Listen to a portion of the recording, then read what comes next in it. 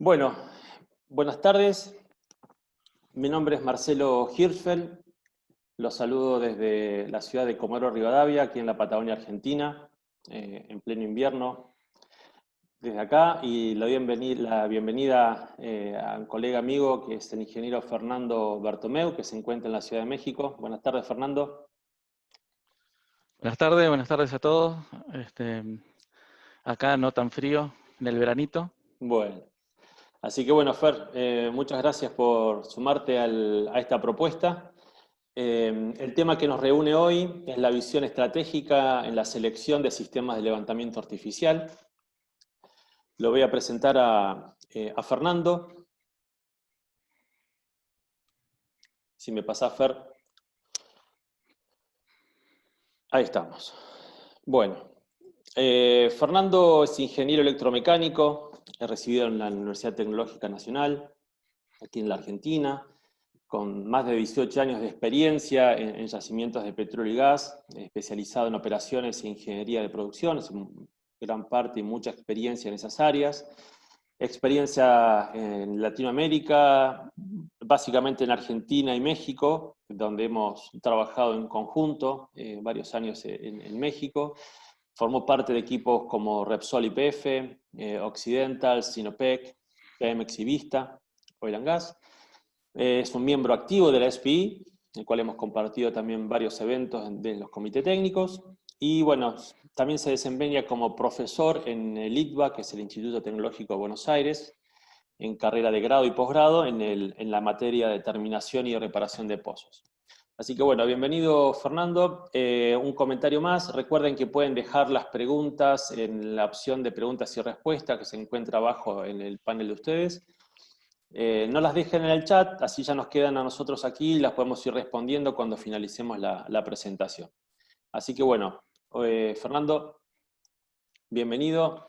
Vamos a apagar la Bueno, cámara y ya estamos.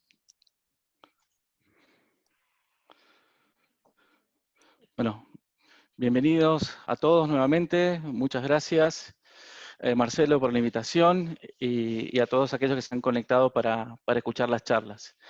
Lo que vamos a ver hoy es un camino a través de lo que se necesita para todo lo que es selección de sistemas artificiales, tomando en cuenta algo de lo que hemos estado viendo. Entonces vamos a ver un poco los criterios, cómo es el balance entre corto plazo y largo plazo en la toma de decisiones, cuáles pueden ser los modelos de abastecimiento y posibles modelos económicos, cómo gestionar el modelo de riesgo, y vamos a hacer un pequeño cierre y ahí ya interactuamos con las preguntas y las respuestas.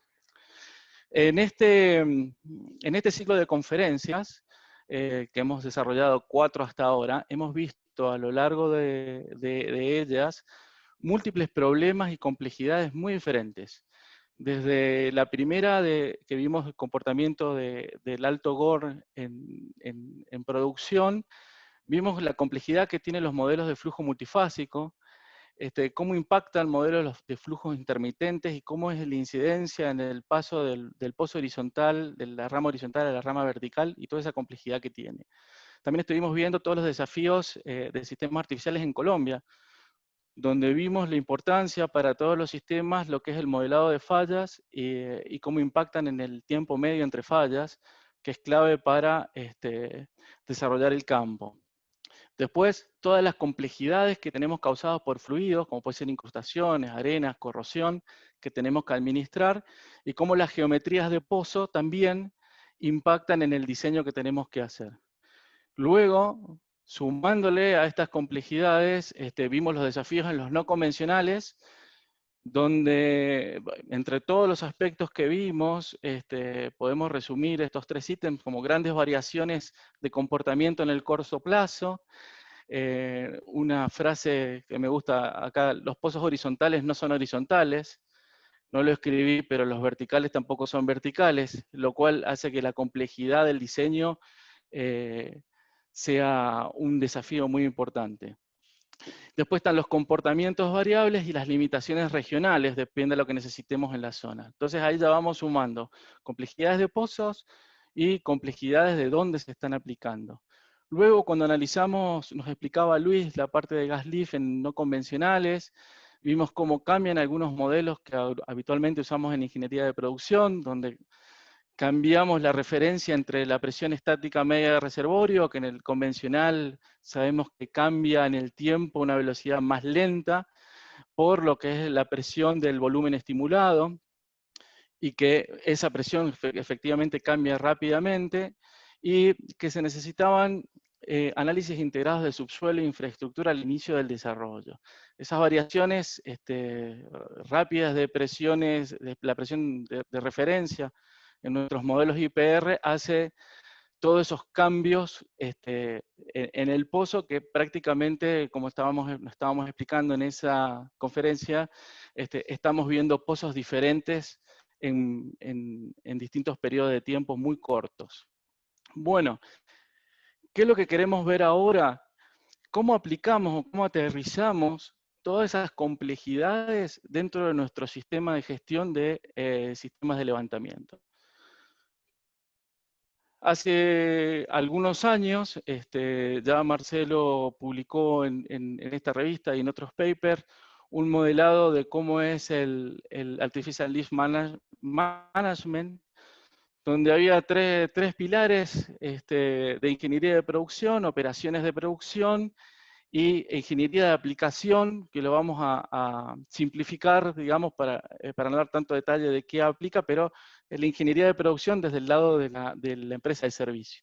Y van a estar involucrados múltiples procesos para poder llevar los sistemas artificiales a lo largo del tiempo, desde la selección hasta la implementación y mantenimiento.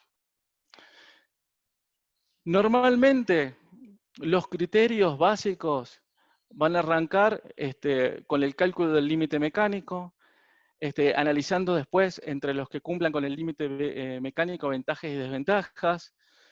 También se han desarrollado en algunos países sistemas expertos que a través de ciertas variables de entrada recomiendan el tipo y el diseño del sistema artificial, el análisis económico, pero siempre marcamos que cualquiera de estos criterios clásicos, con el tiempo y lecciones aprendidas de la región, sobre todo donde se va a implementar, vamos a llegar a una selección basada en la experiencia. Esa selección basada en la experiencia después se puede volcar a distintos sistemas para automatizar procesos, pero sí es muy importante destacar que debemos tener en cuenta toda la interacción entre el medio en el cual estamos trabajando y los sistemas que vamos a elegir.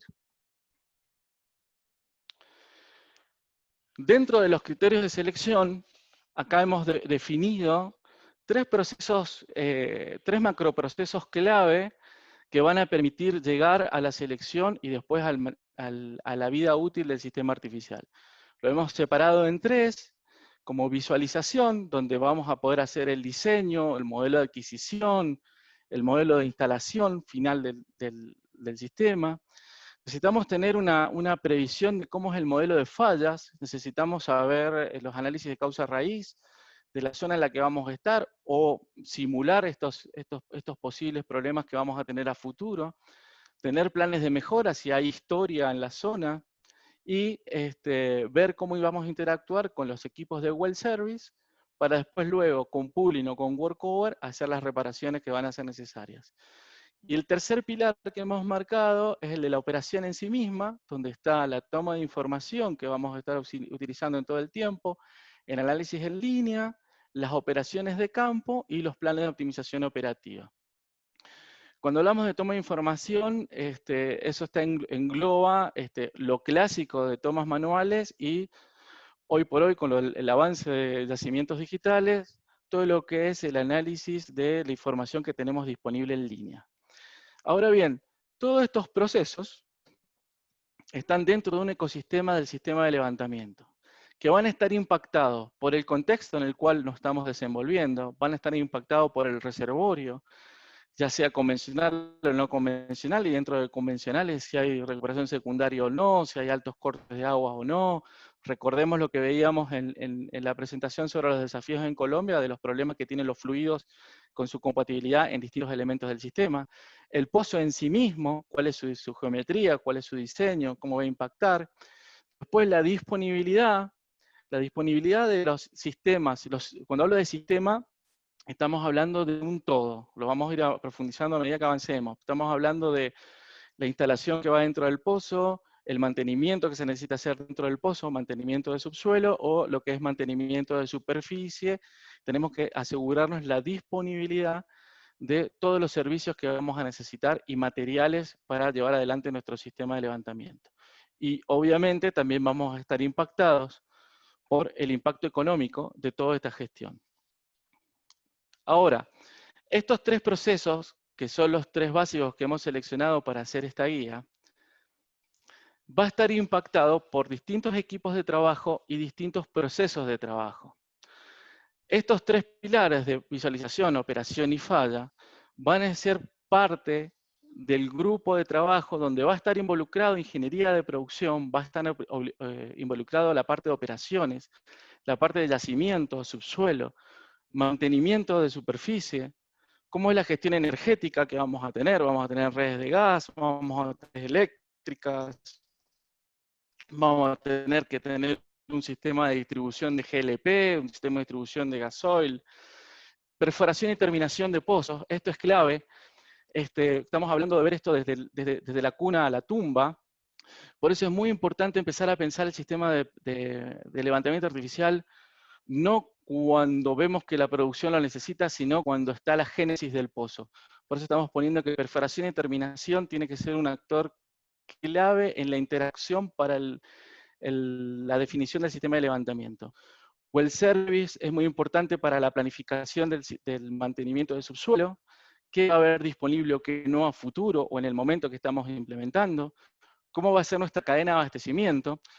Y esto también es importante. Nuestra cadena muchas veces, desde el punto de vista del operador petrolero, a veces hace un análisis de la cadena de un proceso dentro de la empresa. Los procesos no empiezan muchas veces ni terminan dentro del operador, sino tienen muchos actores entre proveedores de servicios y subcontratistas como insumo, e incluso hacia la salida de venta de fluidos también continúa la cadena. Siempre es muy importante no quedarse solamente en lo que creemos que está dentro de la operación, sino ver todos los eslabones, incluyendo los socios que nos están dando servicios para llevar adelante un proyecto. ¿Cómo es el modelo de comercialización?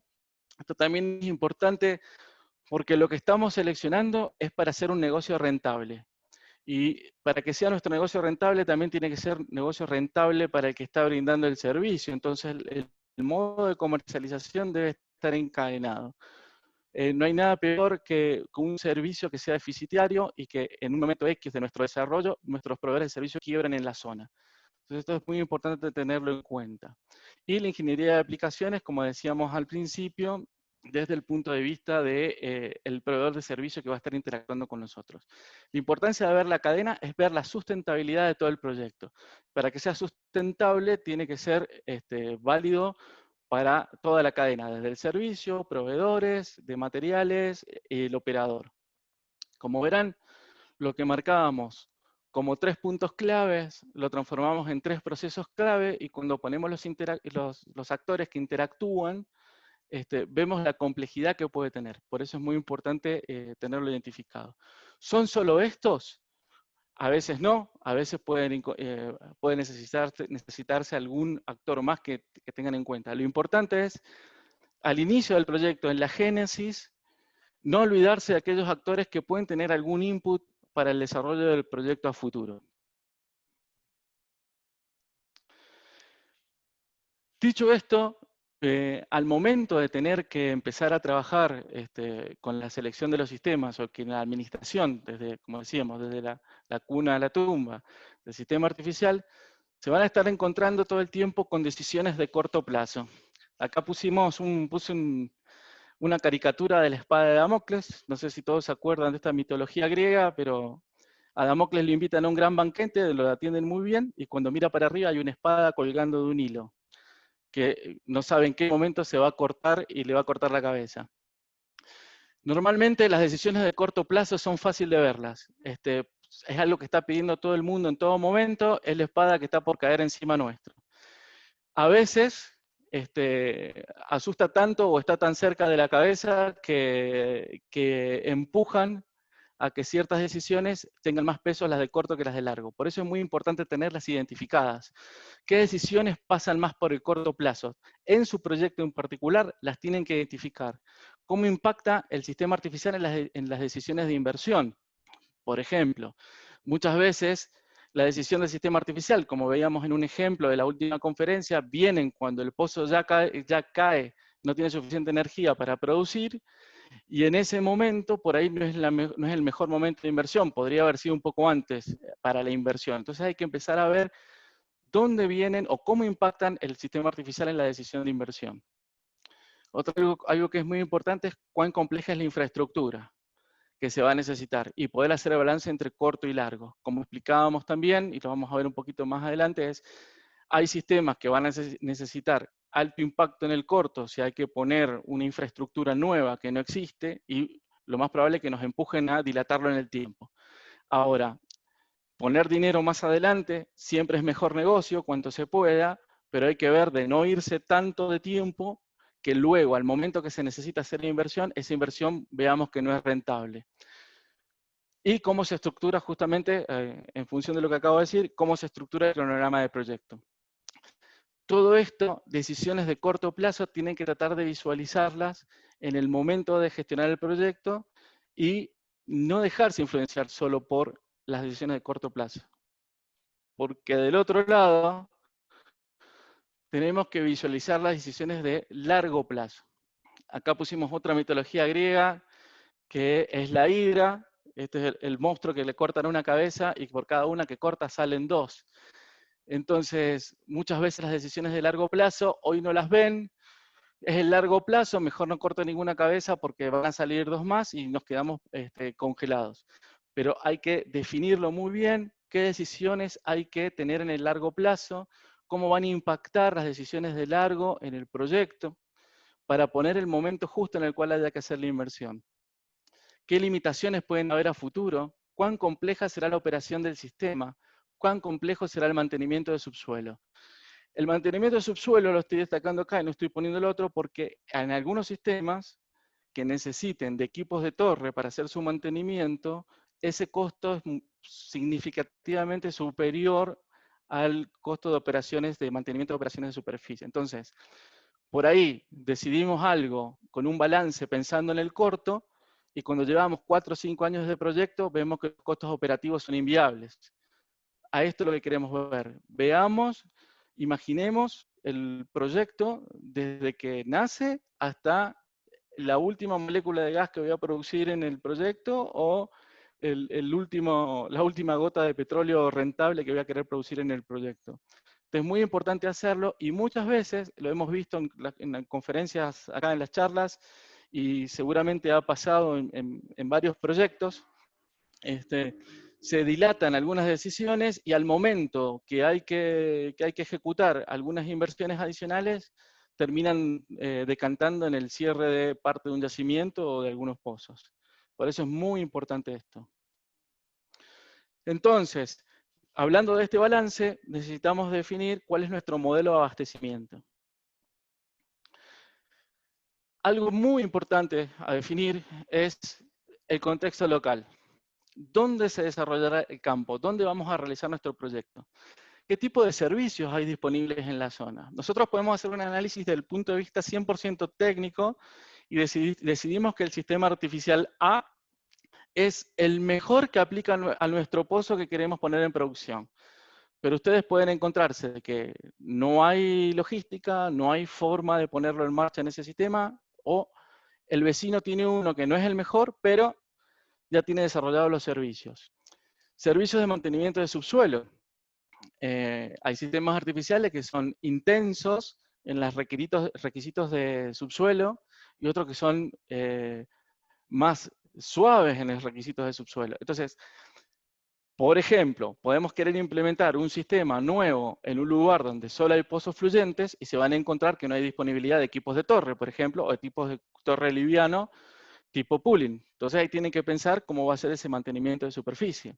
Si venimos de trabajar en áreas densamente pobladas de pozos, por ahí no se nos pasa por la cabeza que no haya un equipo de torre disponible para hacer un cambio de instalación de fondo. Por eso, muy importante tener claro qué es lo que hay en la zona. ¿Hay campos activos cerca? Estamos trabajando en un proyecto, en una empresa muy grande que tiene muchos campos alrededor, o no, pero sí hay otros operadores que sí tienen algo. Cómo sumarse con sus vecinos para poder desarrollar servicios si fuera necesario. Muchas veces en algunos yacimientos hay tecnologías que no se han terminado de implementar porque el volumen crítico para mantener la tecnología en marcha de servicios que se necesitan no alcanza con un solo operador y tal vez se necesita que varios operadores en la zona con problemáticas similares puedan aplicarlo. Y después, la conflictividad regional. La conflictividad regional no tiene nada que ver con lo técnico, pero tiene un alto impacto en el resultado del proyecto. ¿Cuál es la criminalidad? ¿Cuáles son los conflictos sindicales o sociales, conflictos armados u otros? Si nosotros estamos en una zona que es una ciudad, que no se van a poder poner elementos en superficie que hagan impacto visual, ¿no? Algunas ciudades de Europa no se puede poner sistema de bombeo mecánico por el impacto visual, entonces hay que ir a gas lift, PCP, lo que sea posible que impacte menos. Si hay una zona de mucho conflicto criminal o conflictos armados, no se puede entrar a todo momento, entonces necesitaremos un nivel de automatización aún más elevado que se pueda para poder operar 100% remoto. Todas esas, o pueden haber problemas geográficos para acceder, temporadas que se inundan, temporadas que hay mucha nieve, etc.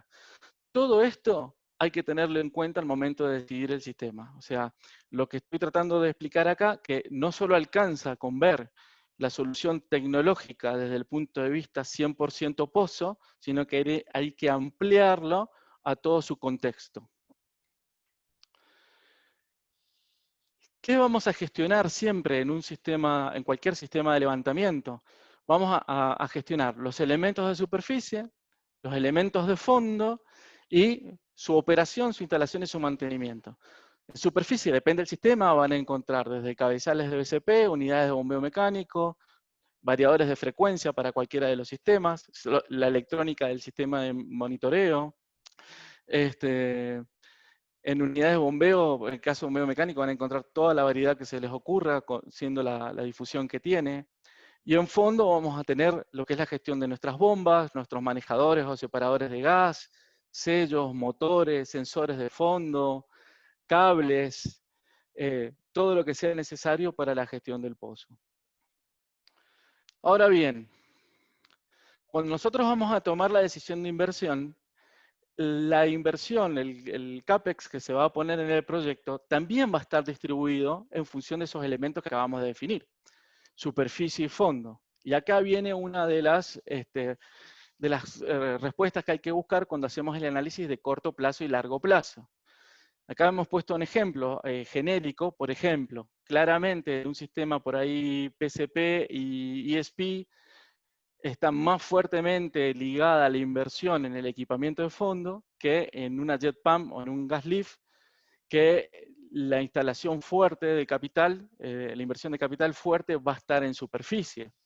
Entonces, si ustedes tienen que decidir entre algunos sistemas, la inversión inicial va a estar orientada en función del CAPEX muchas veces. Ahora, ¿qué balance también hay que hacer? Que la distribución del costo de mantenimiento no necesariamente va a estar distribuida igual, y el costo de mantenimiento también va a tener dos drivers principales, entre otros, el mantenimiento del subsuelo y el mantenimiento de superficie.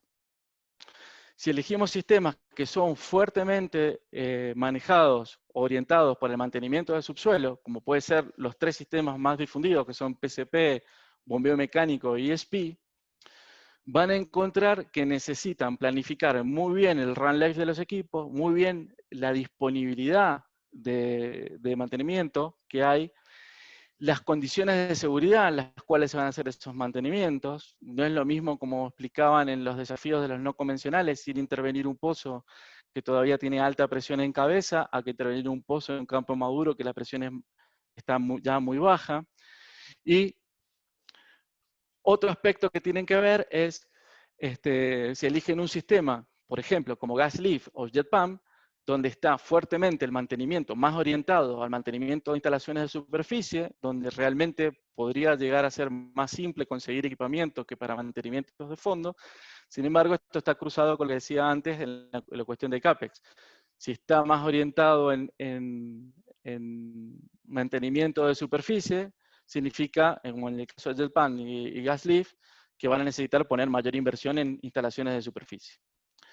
Esto es, a modo de ejemplo, las situaciones pueden cambiar en función, para el caso de lo que puse ahí, fondo, PCPs, bombeo mecánico y ESP, que están desarrolladas la red de distribución de energía, ¿no? Eso también hay que meterlo en el balance en cada proyecto en particular. El concepto aquí es que se lleven que decisiones de inversión que pueden generar una inversión menor en el corto, saben que van a tener una inversión mayor en el largo y viceversa. Por eso la importancia de buscar el balance. Cuando hablamos de esquemas de servicios, necesitamos definir cómo vamos a hacer la operación y mantenimiento de todos nuestros equipamientos. Puede ser operación y mantenimiento propios. Somos una empresa que tenemos ingeniería propia, servicio propio, y podemos hacer todo en primera persona, o necesitamos tercerizarlo buscando un experto que lo sepa hacer. La operación de mantenimiento puede ser tercerizada a través del mismo proveedor de sistema artificial, o puede ser tercerizado a través de un proveedor de un servicio diferente. O sea, no necesariamente un sistema artificial necesita que la misma empresa que es la que lo provee haga el mantenimiento. Eso va a depender no solamente del sistema artificial en sí mismo, sino de lo que hablamos en el contexto de qué servicios hay disponibles en la zona. Si el mantenimiento lo vamos a hacer tercerizado y la operación la vamos a hacer propio, o podemos llegar a tener una operación de mantenimiento incluido en la renta o en un servicio integrado. ¿Qué es lo importante de todo esto? Creo que lo voy a ir marcando varias veces. Para tomar estas decisiones se necesitan hacer varias cosas, y una de ellas es entender el ecosistema que habíamos mostrado, todos los equipos multidisciplinarios que tienen que participar del proceso de administración de Artificial Lift, y tener conocimiento propio de hasta dónde uno es capaz, hasta dónde nuestra empresa es capaz de ejecutar un proyecto o no. En general podemos dar los ejemplos, un ejemplo simple que es el de bombeo mecánico en Argentina, que está muy difundido, y generalmente ahí es todo independiente. Opera muchas veces el operador, se compran equipamientos, se hace mantenimiento con empresas especializadas, que en la mayoría de las zonas hay un especialista o una empresa preparada para hacer mantenimiento. Cuando nosotros somos conscientes de que no tenemos ciertas capacidades, tenemos que ver cómo nos complementamos, porque al fin y al cabo el proceso siempre va a ser el mismo. Lo que va a cambiar es los actores. ¿Quiénes proveen el servicio? ¿Qué va a ser parte de un servicio? ¿Y qué va a ser parte propia?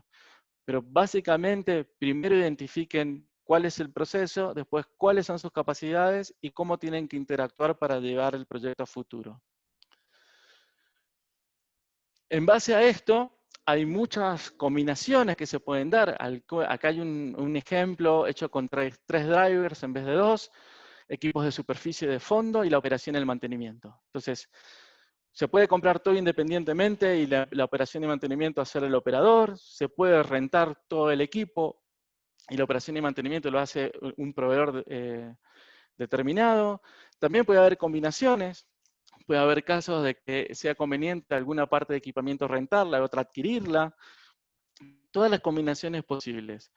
Esto es lo que parte de lo que hablamos de hacerlo adelante, al principio del proyecto. Cada escenario cambia el balance entre CAPEX y OPEX. Pasar un proyecto desde el momento cero a una renta, obviamente les va a desaparecer un montón de CAPEX del proyecto, pero no es magia, va a pasar a ser OPEX. En algunos momentos eso es conveniente, en otros momentos no es conveniente. Lo que tienen que tener claro es cuándo sí y cuándo no. La transferencia de CAPEX a OPEX implica un cambio del escenario de riesgos para el proveedor. Acá estamos metiendo un poquito el concepto de riesgo. No es solo cuestión de dinero, lo hago yo, lo hace otro, de capacidades, sino qué riesgos va a asumir cada actor en la ejecución del proyecto.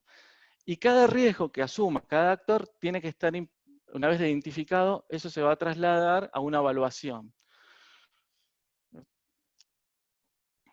En base a esto, vamos a ver algunos ejemplos de modelos económicos.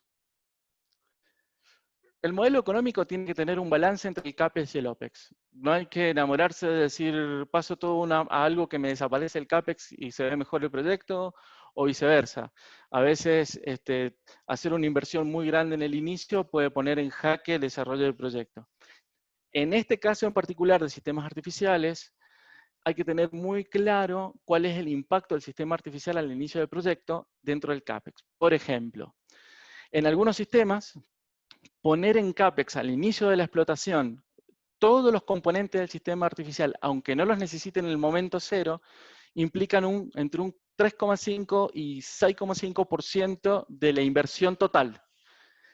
En cambio, si ustedes ya lo evalúan solo como un proyecto de Artificial Lift dentro de 2 años o 3, ese proyecto distinto, que es solo poner Artificial Lift, tiene un impacto mucho mayor y una rentabilidad mucho menor. Entonces, tienen que tener muy en cuenta este balance. ¿Cuál es la situación actual versus el escenario futuro? Los que estamos en Argentina estamos más acostumbrados a las fluctuaciones y la inestabilidad general, pero hay que tratar de buscar el mejor escenario futuro. Y analizar, por ejemplo, si no hay un servicio hoy y yo estoy haciendo un desarrollo, si los vecinos, tener reuniones, scout meetings, hacer algunas averiguaciones para ver si a futuro más gente va a tener esta tecnología, entonces los servicios el esquema de servicio puede cambiar, aumentando la cantidad crítica de pozos activos con un sistema puede bajar el costo de operación y mantenimiento para todos los que lo estén usando. Y en base a estos dos ítems es los requerimientos económicos y financieros. Puede ser muy lindo lo que les estoy explicando, de que a veces es mejor poner el CAPEX al inicio, pero puede ser que el CAPEX, aunque sea el 5%, no esté. Entonces tienen que tener claro y no pueden estar solos. Acá me estoy dando cuenta que falta un globito más cuando hablábamos del ecosistema y los equipos multidisciplinarios, que es todo lo que es gestión financiera, administración de finanzas o planeamiento. Ahora, ¿por qué ver hoy el futuro de los costos? Lo que tenemos aquí, en un segundo, lo que tenemos aquí es un gráfico de evolución de producción en línea punteada y evolución de costos. Donde los costos no son más soportados por la producción es el punto técnico de abandono, técnico económico de abandono. Esto es parte de un paper que armamos con Marcelo hace algún tiempo, que es la gestión de pozos marginales en un campo petrolero. Entonces, aumentar la producción, todas las alternativas técnicas que se les ocurran para aumentar la producción. Ahora, los costos, también nos están pidiendo todo el tiempo optimizar costos. Esto es lógico, si bajamos los costos y aumentamos la producción, extendemos la vida útil del pozo. Pero en este tramo, donde tenemos esta ventaja, por ahí podríamos haber tomado decisiones que hubieran permitido que esta curva nunca fuera la punteada y se hubiera mantenido siempre aquí. Entonces, podríamos decir que acá tenemos poca oportunidad de bajar costos, pero ya está en una línea óptima, entonces solo nos tenemos que preocupar por la gestión de la producción para extender la vida útil. Esto es algo muy común en los campos o en la historia de las empresas petroleras, que cuando el precio está alto nadie se preocupa por los costos, cuando el precio está bajo hay que empezar a cerrar zonas porque no alcanzamos a cubrir los costos. Nosotros tenemos un commodity que desgraciadamente no tenemos dominio sobre el precio, entonces lo único que asegura, una de las pocas cosas que asegura la sustentabilidad de los proyectos es mantener el costo operativo lo más bajo posible. Si el precio sube, tenemos más ganancias. Si el precio baja, tenemos la ganancia moderada y tenemos mayor sustentabilidad. No tenemos que salir a las corridas a ver cómo sobrevivir. Por lo tanto, la respuesta a la pregunta es para dejar el campo preparado para afrontar el fin de su vida útil. A menos que sea mucho negocio cerrar acá y después no nos vaya a importar, tenemos que tratar de pensar dónde ponemos este punto o cómo hacer que este punto esté lo más adelante posible. Nuevamente la pregunta, ¿por qué ver hoy el futuro de los costos? Acá lo que estamos viendo, también de un paper de administración de campos maduros, es cómo aumentan con el corte de agua los costos de operación y mantenimiento y cómo se van distribuyendo. Ahora, fíjense acá, mantenimiento de subsuelo, 35% del total de costos. ¿Será que en este campo, no importa cuál sea ni dónde sea, sino, ¿será que en este campo, si se hubiera diseñado con otro sistema artificial, el mantenimiento del subsuelo podría ser al menos la mitad? Y si fuera la mitad, ¿cuántos pozos le extiende la vida útil? Son preguntas a contestarse. A veces es más fácil porque están al lado de un homólogo que pueden sacar información, a veces va a ser más difícil y hay que empezar a trabajar con datos calculados y proyecciones esperadas. Respuesta, porque una planificación exitosa maximiza el recobro último de reservas.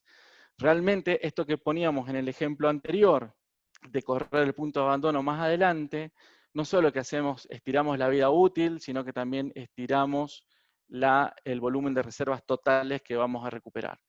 Es interesante ver pozos que están en su cola de producción, cuántos se van cerrando por no ser rentables. Si hacen la suma de todo ese gran volumen de pozos de baja producción, cuántas reservas se van a perder a futuro.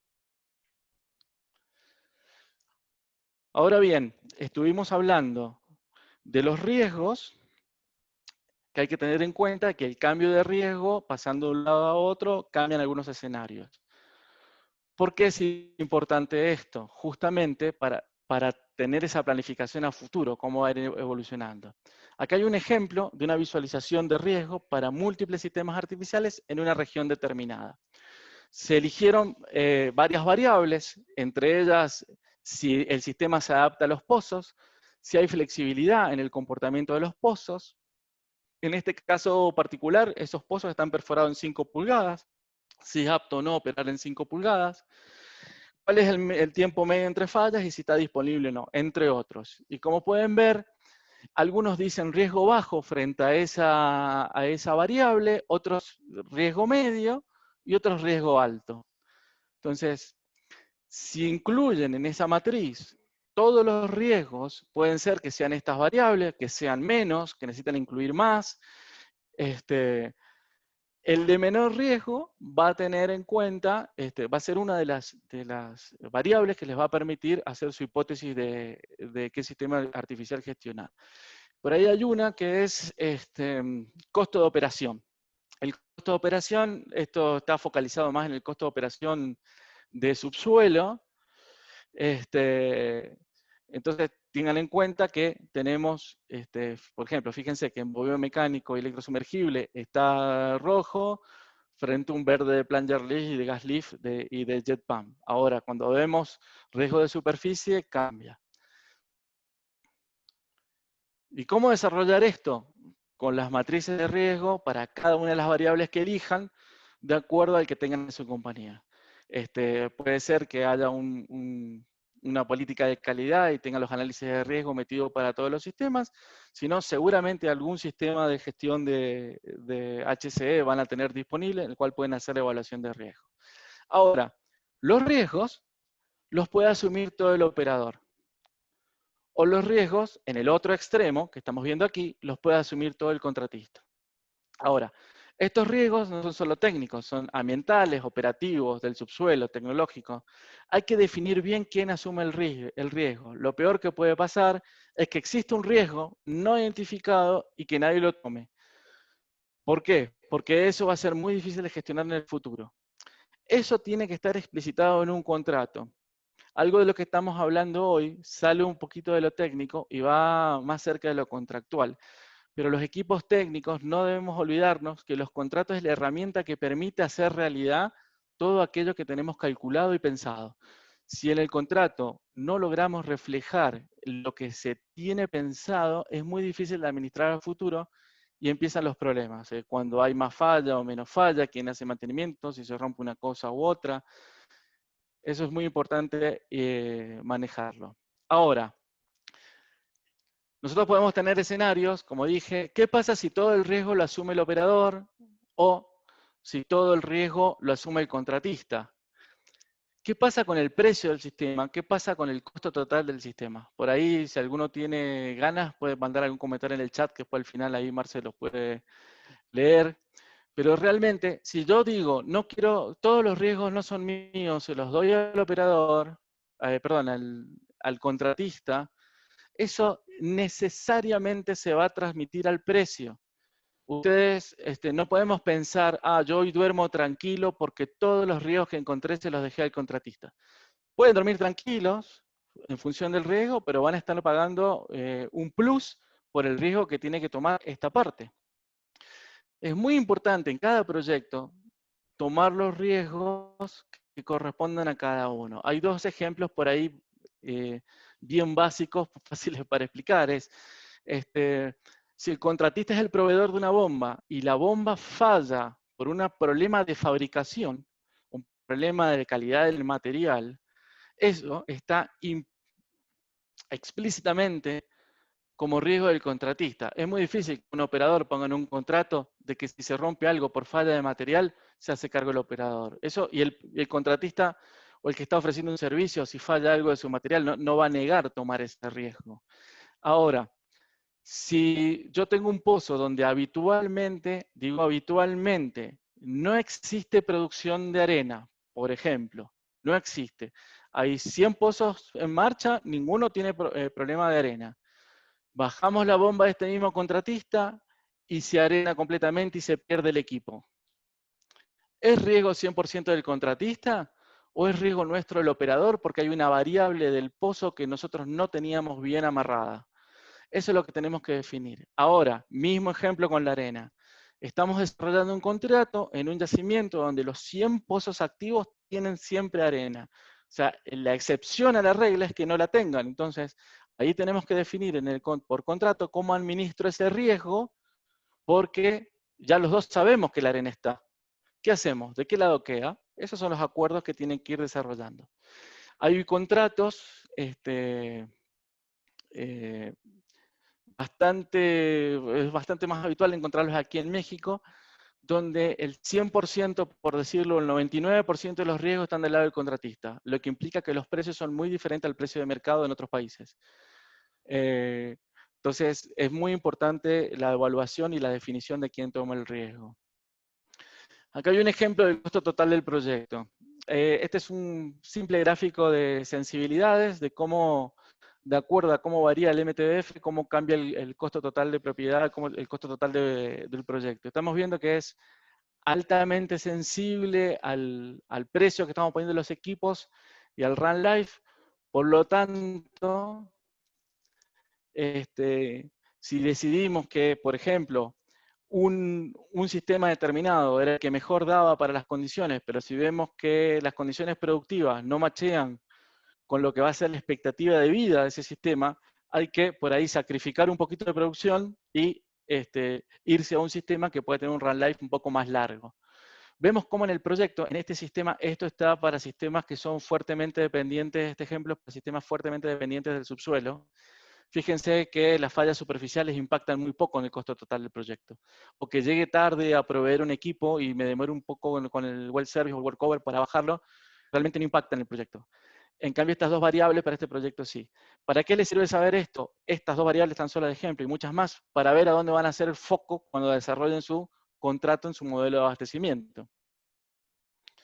Ahora bien, cuando hablamos de riesgos, también los riesgos están distribuidos entre superficie y fondo.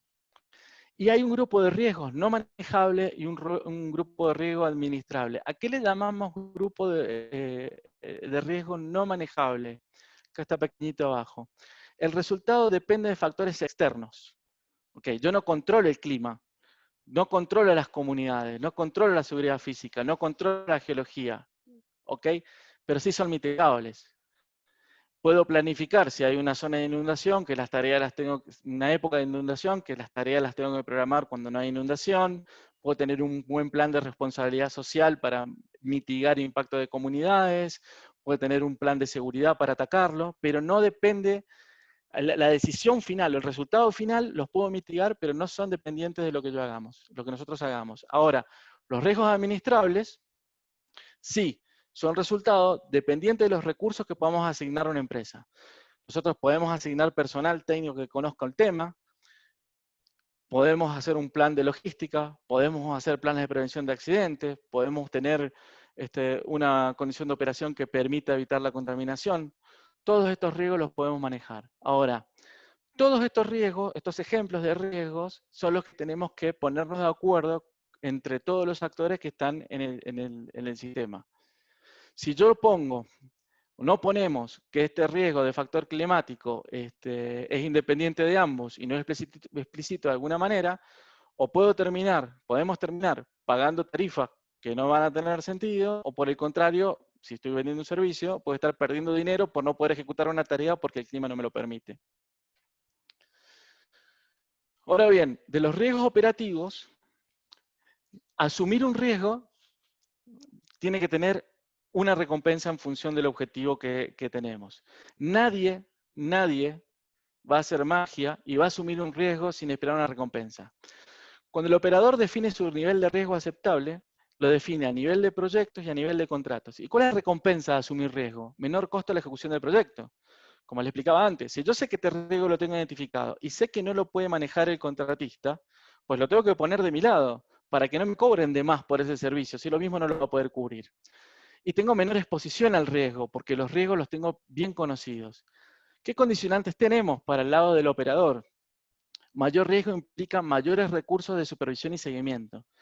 No pueden tomar más riesgo un operador si no pone los recursos para gestionarlos, ¿no? Necesitamos contar con las capacidades y experiencias suficientes. Si nosotros sabemos que eso no lo podemos hacer, tenemos que pasar ese riesgo a quien lo sabe, y quien sabe me va a cobrar por eso. Y tengo que saber que eso lo tengo que pagar. Hay un ejemplo, desgraciadamente no repasé para acordarme exactamente el nombre del pozo, pero búsquelo en internet. Hay un blowout en Estados Unidos muy interesante que habla de esto, de qué riesgo tomó el operador, ¿no? Y no contrató el agente que necesitaba para supervisarlo. Entonces, contrató un equipo de perforación descabezado, porque contrataron solo el servicio, sin la supervisión, y ellos tampoco tenían ni la ingeniería ni la supervisión. Entonces, eso terminó y fue el factor clave de ese incidente que fue bastante grave, con pérdida de vidas. Entonces, importantísimo. ¿Cuál es la recompensa? ¿Cuál es el riesgo? Y saber si ese riesgo, primero hay que encontrarlo y saber si lo podemos manejar. Acá está marcado lo que es límite técnico del riesgo aceptable. Este es un riesgo por el cual la parte no lo puede tomar, y ahora lo voy a explicar un poquito enseguida. Ahora, desde el servicio, define su nivel de riesgo aceptable y su curva de ajuste de precios por riesgo incremental. Yo digo, de aquí, como un servicio para la derecha, esos riesgos no los puedo tomar, porque si los tomo, me fundo, quiebro, técnicamente no soy capaz, etc. Ahora, dentro de lo que puede manejar, a medida que me piden que tome más riesgos, eso hago la evaluación y yo lo voy tomando. Y el premio está en que si yo gestiono bien como servicio los riesgos, significa que lo que trasladé a precio va a ser una ganancia. Si yo no gestiono bien los riesgos, lo que trasladé a precio, lo mismo va a ser una pérdida. Ese ejemplo de lo que traslado a precio, lo mismo una pérdida porque no pude manejar el riesgo, pasa cuando cruzan esta línea. Y esto tenemos que tenerlo claro en la evaluación. No hay que permitir que una empresa tome más riesgo del que es capaz de gestionar. Nosotros tenemos que evaluar eso muy bien. Tenemos que saber de qué no somos capaces como operador y de qué no es capaz el servicio para hacer. Porque el que toma esto es alguien que está desesperado por tener un contrato y después cuando tenga un problema no lo va a saber gestionar. Y eso termina siendo en problemas graves como el que comentaba de perforación. Menor costo que van a tener la recompensa. Menor costo cuando se utilicen estrategias de reducción de costos de productos y servicios. ¿Qué significa? Si tengo los riesgos, los tengo bien acotados, frente a cualquier problema que venga, vamos a estar preparados para soportar cuando nos piden un descuento o cuando por algún periodo de tiempo como que puede ser de la crisis, tenemos que ajustar precios para poder seguir con la operación adelante. Desde el proveedor, como les explicaba, va a haber un nivel de servicios que a medida que me piden más riesgos, yo voy a querer más recompensas, es decir, va a ser más precio. Ejemplo, de bajo riesgo para el contratista, servicios y materiales discretos. Le compro un servicio para hacer una cosa a quien sea, y compramos los materiales que solo tienen la garantía del material. Después podemos tener paquetizados por familia, superficie y fondo, ser solo un servicio integral, solo los materiales integrados o servicios y material integral. Acá, en el más arriba, es donde le estamos haciendo la mayor cantidad de transferencia de riesgo al proveedor del servicio. Ahora bien, viabilidad de las alternativas comerciales. Tenemos que saber cómo se va a financiar la inversión, cuál es el costo del adelanto financiero de un mayor CAPEX, cuáles son las tasas que tenemos para nuestra empresa. Tenemos que saber cuál es el alcance de los riesgos del proveedor, cuál es el alcance de los riesgos del operador, cuál es la complejidad tecnológica y cuál es la complejidad tecnológica para nuestro proyecto. Ustedes pueden venir de una empresa, como dice un colega, salí de Argentina a Perú por primera vez y me di cuenta que el manual que llevaba, mi librito no servía y tuve que escribir uno nuevo. La complejidad tecnológica, como decíamos más temprano, en el contexto en el cual se están desarrollando. Después, ¿cómo es la comoditización de servicios? Hablamos de comoditización de servicios cuando los servicios están disponibles en la zona. Por ejemplo, lo que hablaba de bombeo mecánico en Argentina, donde hay muchas empresas que pueden hacer mantenimiento de unidades. Hay competencias, se pueden conseguir. Donde no hay comoditización de servicios, hay que pensar en buscar y desarrollar el servicio específico para lo que necesitamos. Eso va a decantar en poder rentar, en hacer una renta con opción a compra, o hacer una compra del equipamiento y contratar los servicios por separado. Riesgo de largo plazo en los modelos de renta es tener en cuenta cuánto dura nuestro proyecto. Como les decía, si pasan a renta, obviamente va a disminuir el capital. Pero lo que están viendo acá es el valor actual de un proyecto en la línea azul, en un proyecto que se decidió hacer la inversión de capital al inicio. Ahora, este es un proyecto, el marroncito, naranja, un proyecto en donde se fue por el modelo de renta, y el dinero que se va poniendo en el tiempo, cada vez que actualizamos ese valor, vemos que hay un punto de equilibrio en el cual el modelo de renta llega a equiparar al modelo de compra, y de ahí en adelante toda esta brecha es pérdida de valor. Si este proyecto durara menos de 5,8 años, evidentemente por ahí la opción de renta hubiera sido el camino, pero como el proyecto duró más, y a medida que avanza en el tiempo, estos son ejemplos de lifting cost. El lifting cost es ascendente a medida que cambia a medida que cae la producción, pero la pendiente de incremento es mucho mayor en el caso de los modelos de renta. Por lo tanto, al inicio del proyecto tienen que saber cuál es la diferencia de estas pendientes y dónde tienen el punto de equilibrio. El driver principal para esto es el conocimiento de la tecnología y su interacción con el contexto. Ustedes, si no saben, tienen que saber cuál es el run life medio esperado, cómo va a ser el mantenimiento, y eso extrapolarlo al futuro.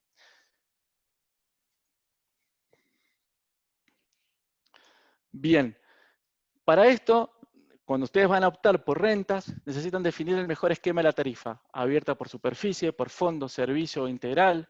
Asegurar la estructura de servicio está cubierta con la tarifa. Ejemplo básico, tienen un solo equipo en renta y para eso tienen una camioneta con 2 personas y un camión de apoyo. Un solo pozo no paga.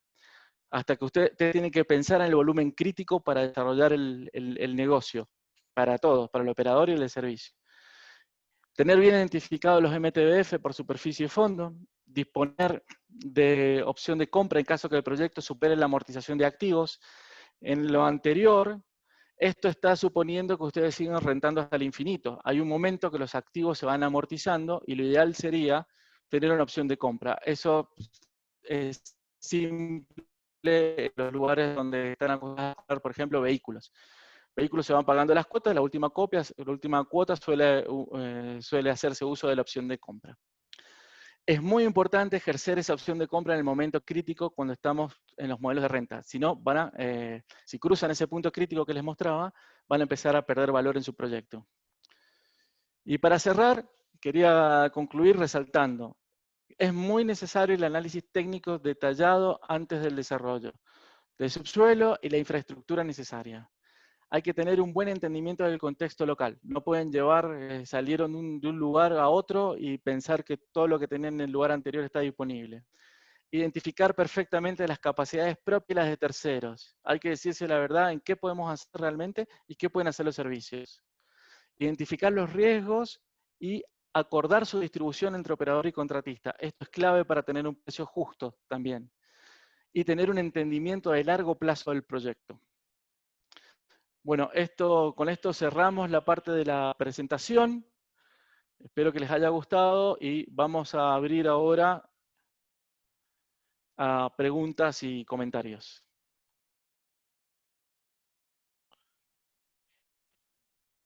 Ahí estoy. Muy bueno, Fer. Muy bueno, se han sumado ahí varias preguntas y comentarios. No sé si querés ir viéndolos vos, pero te las voy diciendo. Pásame lo que vayas Bueno, en identificando. principio, bueno, antes de las preguntas, hay varias cositas que yo también me fui anotando para que después cerremos, Fernando. Creo que es muy interesante todo esto de los modelos de contrato, si hay varios comentarios respecto a eso, ¿no? Así que es muy buenas herramientas para todos. Acá una consulta, un comentario de Luis. Dice, ¿algún comentario sobre el altísimo costo de salida que implica salir de un modelo de abastecimiento de renta y pasar a compra? Algo de eso estabas comentando recién vos en la comparativa, ¿no? Dice, durante varios años deberán convivir ambas modalidades, ¿no? Y el flujo de caja es muy alto. Es decir, creo que es bastante clara la pregunta, perdón. Sí, por eso es muy importante, la salida va a ser en función del run life de los elementos, perdón, de la amortización de los elementos, porque lo que hay que comparar también es el costo de salida contra el sobrecosto de seguir en el mismo método, eso que mostraba de las curvas que se van separando. No tener identificada cómo se separan esas curvas en un proyecto de largo plazo que tiene mucha antigüedad es lo que termina definiendo como costo alto de salida. Lo que hay que tener en cuenta es justamente eso. No compararlo contra el costo solo de la salida, sino comparar con la potencial pérdida de seguir en el mismo método. Por eso la forma de acotar el costo de salida o el cambio es, primero, conocer el run life medio y después ir cerrando las rentas cuando se llega a la amortización del equipo esperado.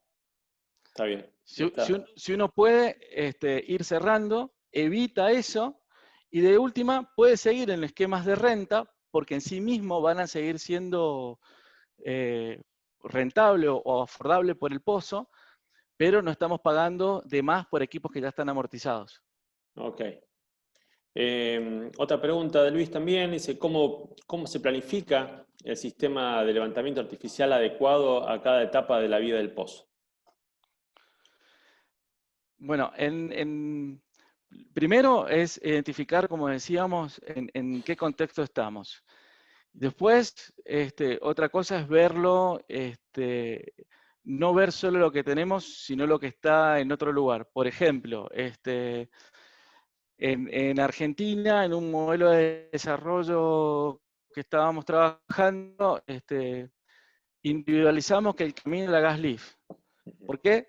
Porque veíamos que era totalmente compatible con la etapa de fluencia, compatible con 3/4 partes de la vida del pozo, y al final de la vida era compatible con gas lift asistido por, plunger lift asistido por gas. Entonces, hasta ahí digamos que era bien. Ahora, ningún vecino tiene nada con gas lift.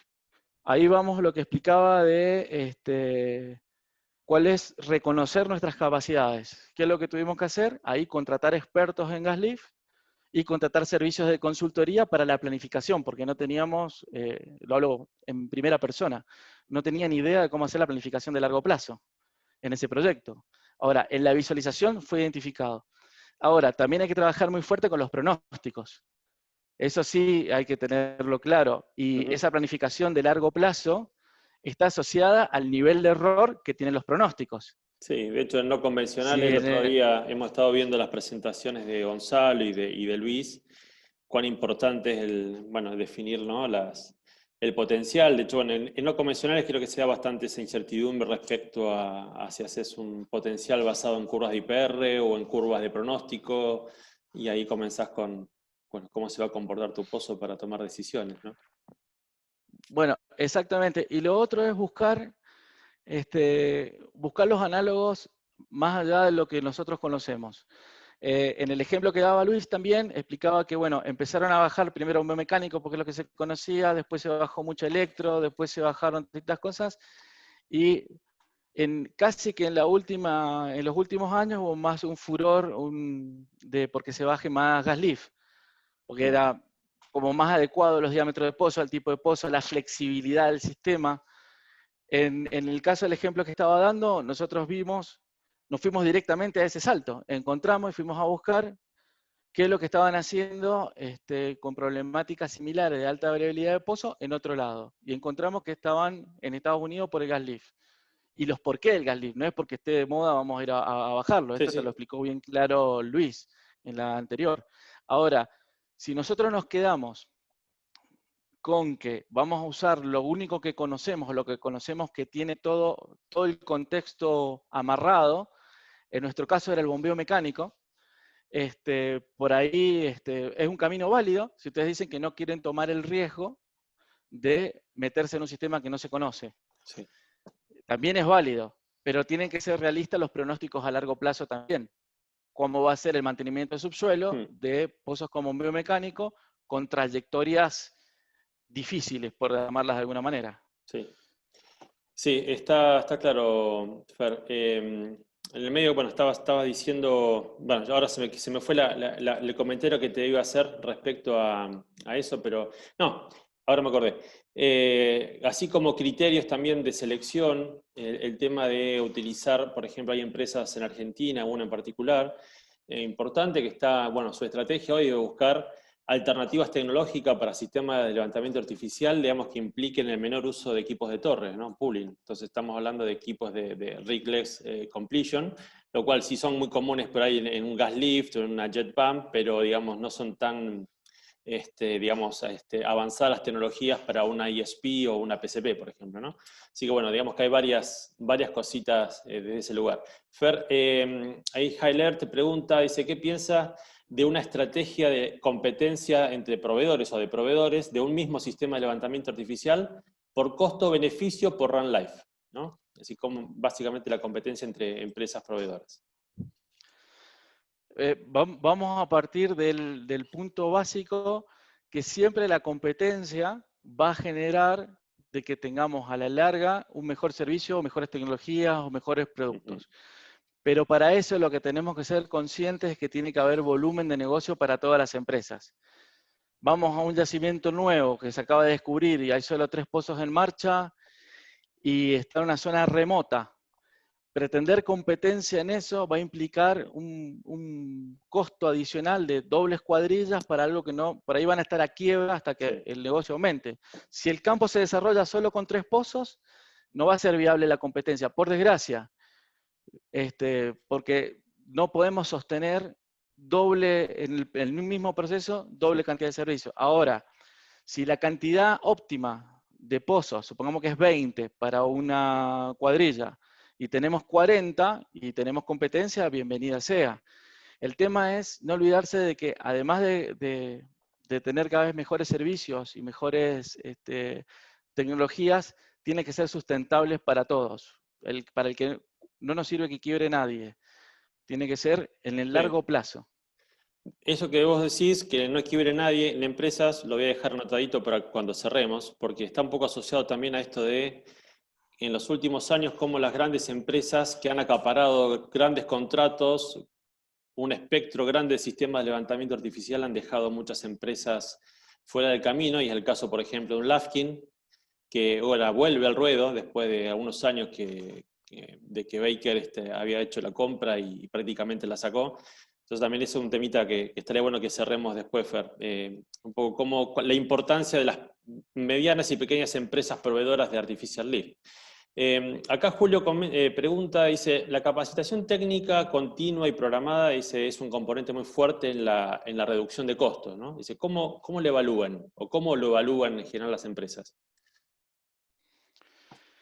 Es muy difícil cómo se evalúa porque se ve en el largo plazo y en el tema de sistemas artificiales y ingeniería de producción en particular, siempre estamos lidiando que estamos buscando la optimización. Una vez que está todo en marcha, la optimización de la producción en escalones pequeños. No tenemos el boom del pozo nuevo, Ujú. sino el boom del ahorro, el escaloncito del ahorro, el escaloncito de la producción. Hay empresas que lo tienen muy bien determinado y confían plenamente en la capacidad de su gente y todo el tiempo están fomentándlo y está implícito, pero Medido. no es único, sí, no es único en cómo está medido. ¿Mm? Sí, Muchas se dan sí. cuenta cuando le roban el personal. Sí, bueno, es un tema, todo lo que es gestión del conocimiento es un tema crítico, no solamente en Artificial Lift, sino dentro de la industria. El tema del entrenamiento es fundamental tanto para las empresas operadoras como para las empresas de servicio. Siempre que hablamos con nuestros colegas que están en empresas operadoras, a veces piensan que porque una empresa grande internacional tiene un contrato integral, son los especialistas, y a veces te puedes encontrar que por rotación o por realidades distintas tenés menos experiencia del lado del servicio que de la operadora, lo cual implica que continuamente tenés que estar evaluando eso, ¿no? Que la gente se vaya capacitando, conocer los sistemas de levantamiento artificial para poder tomar decisiones tanto para la selección como para la operación, ¿no? Eso, Marce, discúlpame, eso estaba en lo que venía hablando de autoconocerse y conocer los servicios. Cuando hablo de autoconocerse, yo puedo trabajar en una empresa operadora de clase mundial, y justo en la zona donde estoy es una zona que no está tan desarrollada y hay que reconocer de que no es lo mismo que estar en la central en Nueva York o en Londres o donde esté. Y lo mismo pasa con las empresas de servicio. Un gran cartel no significa que en ese lugar lo sea. A lo mejor puede ser un gran Sí, cartel a nivel mundial y ser una pequeña empresa que está arrancando con sistemas artificiales. sí, sí. No está ni bien ni mal. Lo que yo No, recomiendo, seamos sinceros en qué conocemos y qué no para administrar el riesgo. y bueno, eso es lo que vos comentaste, Fernando, en lo que es riesgo y calidad. De hecho, Cristian hace un poco ese comentario acerca del riesgo y calidad, ¿no? ¿Hasta dónde te querés comprometer? Y esto ha pasado y ha pasado en Argentina y pasa que muchas empresas ganan grandes contratos de sistema de levantamiento artificial y después ni siquiera tienen los materiales, por ejemplo, para el proyecto, ¿no? Entonces, digamos, ese tema, el sinceramiento, creo que es fundamental. Acá una pregunta de Gonzalo, aparte de saludarte y felicitarte por la presentación, que bueno, a muchos colegas le pareció muy interesante. Dice, ¿qué opinión te merece y qué recomendaciones darías para afrontar un piloto de un sistema de levantamiento artificial? Dice, muchas veces se suele, dice, castigar un piloto y no se suele escalar a lo que sería un desarrollo masivo, ¿no? O un escenario donde se puede desarrollar el sistema de levantamiento artificial, ¿no? La posibilidad de que haces un piloto y realmente no es escalable para poder tomar la decisión. A mí me gustan los pilotos y en todos los que he hecho, varias veces ha pasado eso que dice Gonzalo, de que no se escala. Lo primero que haría para un piloto, en la visión ahora, después de algunos años en la industria, es no encarar el piloto como un piloto, sino encarar el piloto después de hacer el análisis de gabinete, como decía, del estudio integral. Y mostrar claramente que ese piloto es el pozo 1 de 80, el pozo 1 de 30 o el pozo 1 de 100.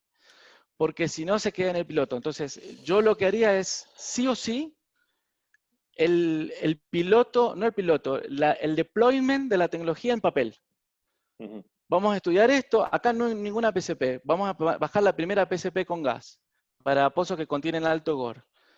Ah, ok, ¿cuántos lugares en el mundo? Uno, este va a ser el segundo, perfecto. ¿Hace falta piloto? Sí. Si funciona, ¿cuál es la perspectiva? ¿Cuántos pozos van a ser? ¿Van a ser 50, 100, 150? ¿Van a ir más de 150? No. ¿Quiénes son capaces de hacerlo o no? Y tiene que estar enmarcado y documentado como que el piloto dispara el deployment, porque si no, en mi experiencia, sobre todo en empresas muy grandes, el piloto se queda en piloto. Sí. En este caso del ejemplo del gas lift, no hubo piloto. Hicimos el deployment en papel y fuimos de cero al deployment. Seguro. No se hizo un piloto a ver si el gas lift funciona. Se buscó dónde funciona y hay que jugársela. también hay que tener apoyo para eso, ¿no? Hay que tener un convencimiento gerencial y de la dirección de que una vez que algo técnicamente es viable, darle para adelante. Sí, bueno, eso está asociado, bueno, no solamente los pilotos, estamos hablando de, se dan mucho los pilotos de nuevas tecnologías, Fernando, hemos hablado en su momento, el tiempo que se tarda a veces en probar una nueva tecnología, desde que se analiza, pasan a veces 2 años hasta que una empresa decide afrontar ¿no? la innovación, ¿no? Y eso también a veces hace que se tarde mucho tiempo en tomar la decisión. Y me quedo con esto, y vamos a la otra pregunta, es... no solamente hay que preparar a la gente en competencias técnicas o que la gente o los profesionales, nuestros colegas se preparen o se autocapaciten, sino también permitir que las organizaciones le den más autonomía para la toma de decisión. Cuesta cada vez más encontrar gente que tome decisiones, ¿no? Entonces, la vieja usanza, donde a veces las decisiones se tomaban mucho más cerca, era mucho más expeditivo. Hoy a veces nadie quiere tomar decisiones, ¿no? Entonces se van delegando y los tiempos se van haciendo cada vez más largos. A ver, otro comentario, Fer, bueno, más allá de los saludos. Bueno, Jaime acá comentaba, Jaime, nuestro amigo de México, dice un comentario, ¿no? Es importante en función de la historia del campo o de los campos vecinos, construir pozos de acuerdo al sistema de levantamiento artificial que se requiere, ¿no? Instalar posteriormente, ¿no? Un poco vos lo hablabas. Siempre sirve el benchmarking de lo que está haciendo el vecino, en cierta forma, para a veces tomar la decisión, ¿no? Exactamente. Yo le complemento eso, que a veces el vecino es importante para entender pozo y contexto, y a veces, depende de lo que estén haciendo, no es solo hay que ver el vecino, sino ampliar la vecindad y buscar lugares que suenen homólogos que pueden estar en otro lado, ¿no? Sí, tal cual. Perdón, y lo que dice, es muy importante lo que dice Jaime, estaba puesto en el tema de perforación y terminación. Abajo, lo estás viendo, bien. No lo estoy viendo, pero Ah, decía el tema de tener en cuenta perforación y terminación. Si ustedes no se ponen de acuerdo o no estudiamos junto con perforación y terminación cuál es el pozo óptimo en función del sistema artificial también, perforaríamos todos pozos de 2/7 octavos. exacto. El más finito es el más barato, o sea, sería lo más lógico. Ahora, nosotros también tenemos que ser conscientes, oigan, el pozo de 7 octavos no va por esto, por esto, por esto. Si funciona, irá. El tema es refutar Tampoco, eso justamente Jaime lo estaba comentando, ¿no?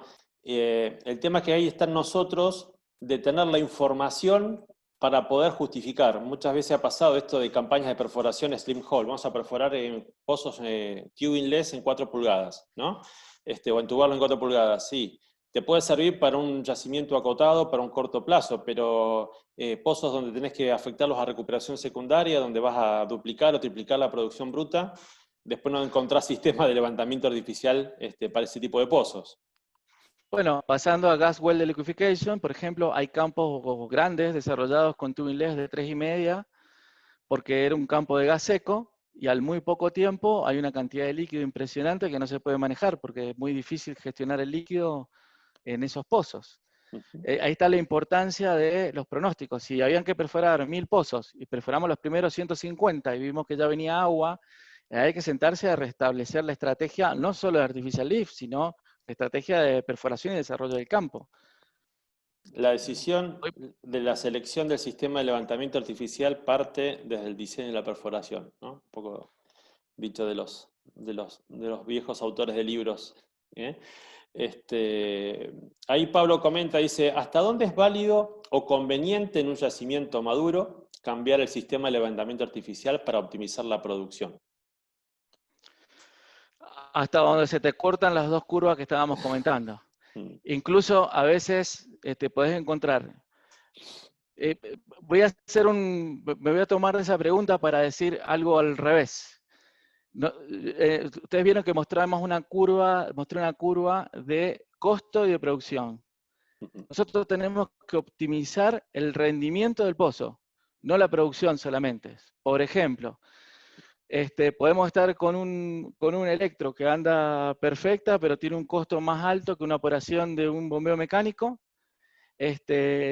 y por ahí puedo perder un 10% de la producción, pero el balance de perder el 10% de la producción, ese pozo con bombeo mecánico, por los costos que haya en ese yacimiento, van a ser más altos, la rentabilidad unitaria del pozo va a ser más alta que la rentabilidad que tenía con la electro. O al revés, o PCP Claro. electro. O sea, no pensemos solamente en el cambio para aumentar producción, sino busquemos la rentabilidad. Hay que tener un Excel, un sistema formal si lo tienen, pero cada cosa que hacemos tiene que tener una evaluación económica, con parámetros Sí. estandarizados, por lo menos por yacimiento, que nos permita tomar decisiones, incluso de hacer un pooling o no. Eso está un poco asociado, bueno, por ahí me sumo también a la respuesta. También hay que ver el tema de cuando uno habla de campos maduros o yacimientos maduros, uno lo puede hablar desde la madurez, desde un proyecto avanzado de recuperación secundaria, donde digamos, la madurez te la da el alto porcentaje de agua y la baja producción de petróleo. Sin embargo, tenés que mover bruta en forma incremental. Entonces ya el pozo es el que te va a pedir el cambio de sistema de levantamiento artificial. Vas a pasar de bombeo mecánico a bajo régimen, cambiás bomba, cambiás de bombeo mecánico a una ESP, digamos, hasta que llega un momento que por más que hagas un cambio, ya el cambio lo tenés que hacer a nivel reservorio, no a nivel, digamos, del sistema de levantamiento artificial, ¿no? Y en un campo que declina, bueno, ahí el paso sería el paso inverso. Fernando, nos quedan 2 o 3 preguntas más, vamos a ir cerrando igual en buen horario, pero vamos, estamos todavía como para 5 o 10 minutitos más. Una pregunta de Alejandro, dice, ¿qué técnicas cuantitativas se usan para estimar el MTBF en un sistema antes de su instalación y o aplicación?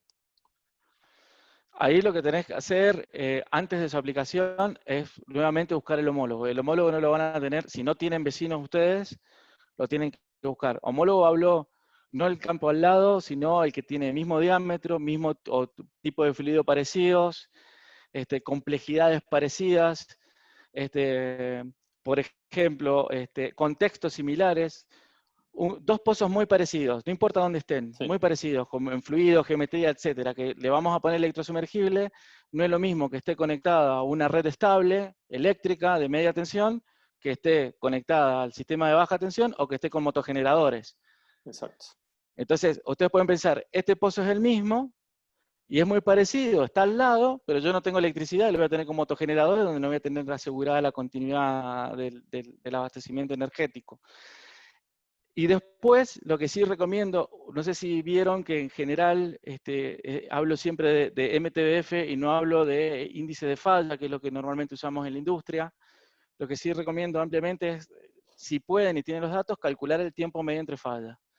No como estadística dividiendo cantidades, sino cada pozo individualizado y ahí trabajar con promedios, con la distribución, hacer el histograma de la historia que encuentren.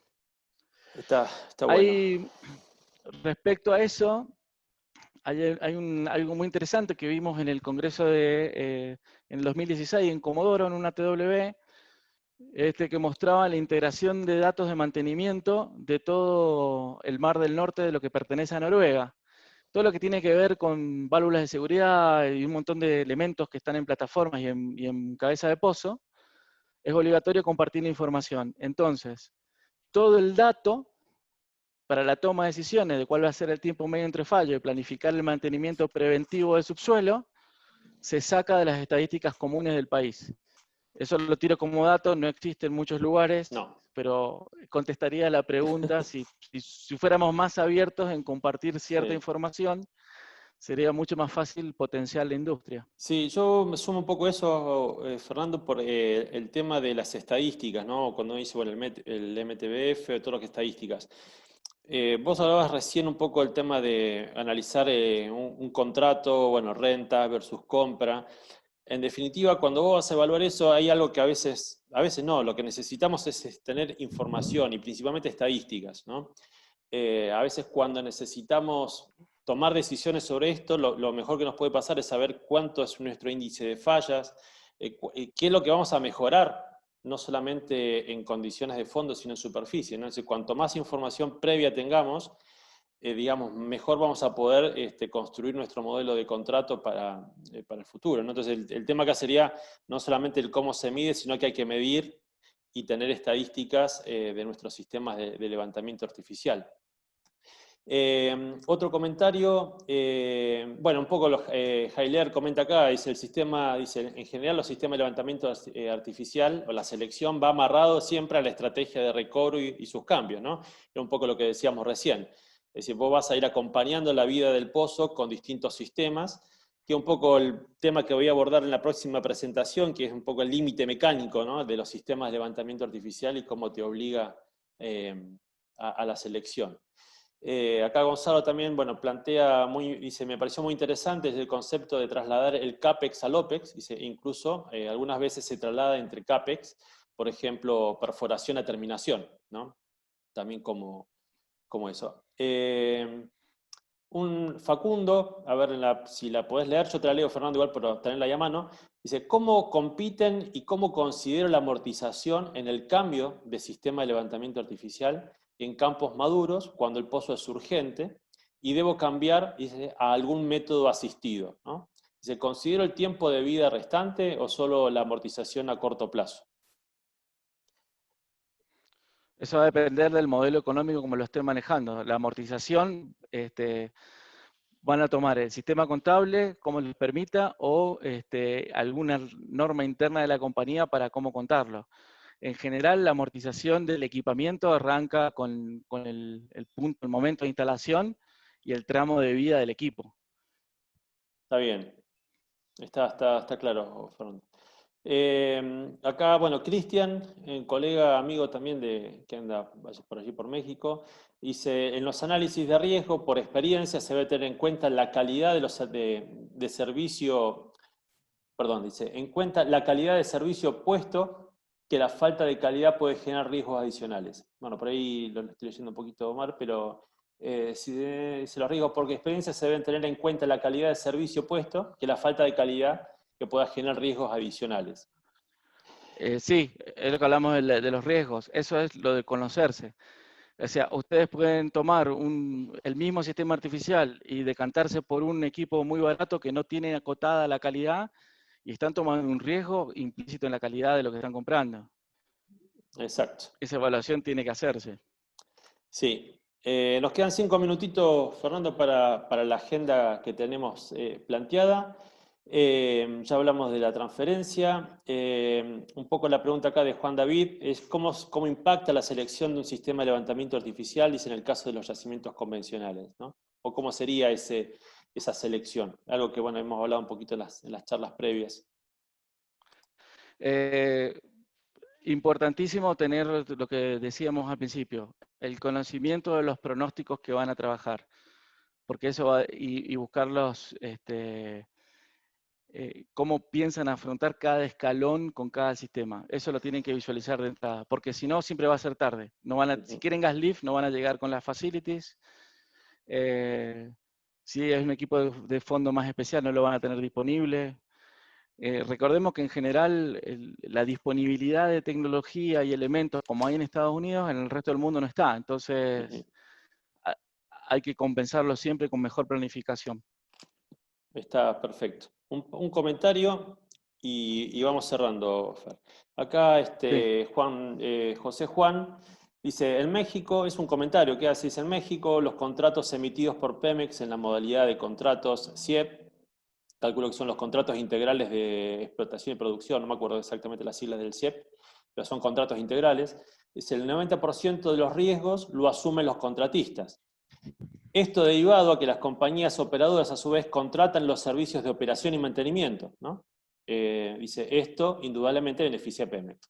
Por ende, y contractualmente, ¿cómo podríamos administrarlos sin castigar los costos y compartir con el cliente responsabilidades? Es una pregunta final. Esa pregunta es la que hablábamos al inicio de la gestión del riesgo. Ese 90%, eso da para largo. Yo no estoy de Sí. acuerdo que beneficie tanto a Pemex. Hoy los esquemas de precios pueden haberse modificado un poco, pero en realidad en algún momento hicimos una comparativa de pricing en toda Latinoamérica y los precios en México a través de este tipo de contrato con tanto riesgo en los servicios estaba más del Muy alto. doble, muy alto en comparación con otros países. Ahora bien, Lo que hay que hacer, no sé si va a contestar a la pregunta, pero yo creo que hay que recortar la cadena de intermediarios. O sea, el que gana el contrato es el que cobra, después hay un en el medio, hasta vez un tercero, cuarto que brinda el servicio. Yo creo que hay que discrecionar donde sea necesario y administrar los riesgos en función del expertise para esa tarea en particular. Sí, yo para ir cerrando, Fernando, muchos comentarios y bueno, muchos saludos también de lo que se fue planteando y la claridad con lo que lo fuiste planteando, Fer. Yo me anoté algunas cositas como para que cerremos como comentarios. Esto de los contratos integrales, nosotros lo empezamos a ver cuando estábamos allá en México cerca del 2015. No eran muy comunes acá en Argentina en esa época los contratos integrales, ¿no? Acá ahora en la actualidad por ahí es más común que las empresas operadoras hagan estos contratos con empresas de servicio. Una opinión muy personal es que una cosa es que vos hagas un contrato para una provisión de productos y servicios de Artificial Lift, pero eso no te desliga la responsabilidad como empresa operadora de delegar la responsabilidad de la gestión de los sistemas de levantamiento artificial. A veces te pasa cuando hablas con los ingenieros de producción, y no con todos, pero nos pasa con colegas, y a veces parecía que el que tiene la responsabilidad es el de seguir la información o de que el pozo falle, no es del contratista, no, porque tengo un contrato integral, yo no me hago responsable. Entonces, las estadísticas las lleva la empresa de servicio, las decisiones las toma la empresa de servicio, y ese me parece que el balance que hay que encontrar, no digo que sea general, pero es una cosa que vos tengas un buen proveedor que te provee la tecnología, identificar ese proveedor, como te decía recién, hay contratos de empresas grandes que han ganado contratos y no tenían las bombas, por ejemplo, durante 2 años le compraron las bombas a las competencias, ¿no? Entonces esas cosas me parece que lo que hacen es destruir el mercado a veces local de proveedores de Artificial Lift, por un lado, y por otro lado también se debilita las competencias técnicas desde la operadora, ¿no? Es como cuanto más delegás, llega un momento que tercerizás la operación, el servicio de instalación, los productos, y me parece que eso es lo que hay que tratar de lograr, ¿no? De que no se pierda y que no se delegue esas responsabilidades, ¿no? Pero bueno, creo que ese era el gran título, los contratos integrales, Fer, y que vos lo mencionaste muy bien, ¿no? Las diferencias de un contrato, de una renta, de una compra, y va a depender también de las empresas y de los países, cada realidad es distinta. Sí, recordemos lo que veíamos al principio. Tiene que haber una gestión integrada, o sea, más allá que cómo se llame el contrato, no podemos deshacernos de la responsabilidad de los sistemas y los pozos que tenemos. Tenemos que mantener esa relación y eso va a funcionar en la parte específica del Artificial Lift, es la ingeniería de aplicaciones dedicada al yacimiento en el cual está trabajando y el ingeniero de producción dedicado en donde está trabajando. Van a tener objetivos un poco distintos porque trabajan en 2 empresas distintas, pero hay que lograr aunar y que por el bien de ambas compañías encontrar todos esos objetivos comunes que permiten crecer, ser rentables a las 2 empresas. Dejar o es culpa tuya o mía tuya, es parte de un problema que hay que tratar de erradicarlo. Exacto, Fer. Vamos a cerrar. Acá estoy saludando a toda la gente que se quedó en el chat hasta ahora. Realmente muy buena presentación, Fer, y está bueno poder discutir estos temas con distintos colegas de distintos lugares. Así que les recordamos que la presentación ya está disponible en el blog, así que después va a estar la video presentación. Así que bueno, Fer, un gusto. Muy buena discusión, y bueno, ya vamos a saludarlos a todos y nos encontraremos en un par de semanas con la próxima conferencia. Así que bueno, abrazo, Fernando. Gracias a todos, gracias a la participación, las preguntas y los comentarios que son muy enriquecedores. Nos vemos en la próxima. Bueno, Fernando, nos conectamos en un ratito igual, dale. Dale. Un Chao, abrazo. chao. Bueno, gracias Otro. a todos y a todas las colegas. Estamos en contacto. Buen fin de semana. Chau, Fer. Adiós.